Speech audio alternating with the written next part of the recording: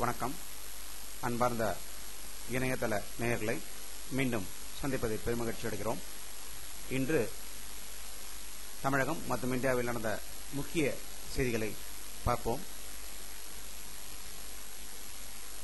தலைமை தேர்தல் ஆணையர் இன்று அறிவித்த ஒரு அறிவிப்பில் டெல்லி, மத்திய பிரதேசம், சத்தீஸ்கர், ராஜஸ்தான், மிசோரம் ஆகிய மாநிலங்களில் சட்டப்பேரவை பதவிக்காலம் அடுத்தடுத்து முடிவடைந்ததை தொடர்ந்து அங்கு நவம்பர் மற்றும் டிசம்பர் மாதங்களில் தேர்தல் நடைபெறுவதாக அறிவித்திருக்கிறார்.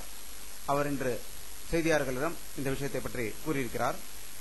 அடுத்ததாக சேது சமுத்திர திட்டத்தை எதிர்த்து தொடரப்பட்ட வழக்கில் மத்திய அரசு தாக்கல் செய்துள்ள ஒரு செய்தியில் ராமர் பாலத்தை ராமரே அழித்து விட்டதாக அந்த குறிப்பு தெரிவிப்பதாக நம்மளுக்கு டெல்லியில் இருந்து வந்த தகவல்கள் தெரிவித்துக் கொண்டிருக்கின்றன. கச்சா எண்ணெய் விலை பேரலுக்கு 61 அமெரிக்க டாலராக குறைந்துள்ளதால் பெட்ரோல் மற்றும் டீசல் விலைகளை குறைக்க வாய்ப்பு இருப்பதாக டெல்லி வட்டாரங்கள் தெரிவிக்கின்றன. டெல்லியில் 1 லட்சம் நானோ காருக்கு போட்டியாக அஜந்தா குழுமம் ஓர்வியா இ என்ற ஒரு காரை அறிமுகம் செய்ய போவதாக கூறியிருக்கிறார்கள். இது முற்றிலும் மின்சாரத்தை பயன்படுத்தி இயங்கக்கூடியதாக இருக்கும் என்ற செய்திகள் அந்த நிறுவனத்திலிருந்து வந்ததாக நமக்கு தகவல் வந்து கொண்டிருக்கிறது.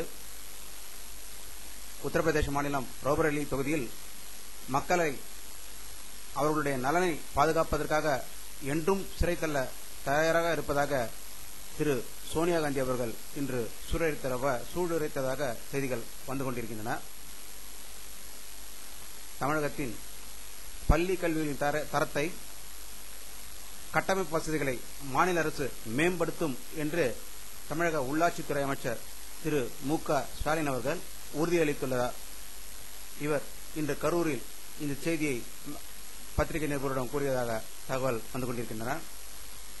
ஒரிசா மாநிலம் கந்தமாலில் மத்திய ரிசர்வ் படை போலீஸ் ஜவான் ஒருவரை கிராம மக்கள் வெட்டி கொலை செய்துள்ளனர். இதனால் ஒரிசாவில் மீண்டும் பதட்டம் ஏற்பட்டுக் கொண்டிருப்பதாக செய்திகள் வந்திருக்கிறது. மீண்டும் முக்கிய செய்திகளை பற்றி மேலும் சந்திக்கும் வரை உங்களிடமிருந்து விடைபெறுவது உங்கள் கே. பாலாஜி.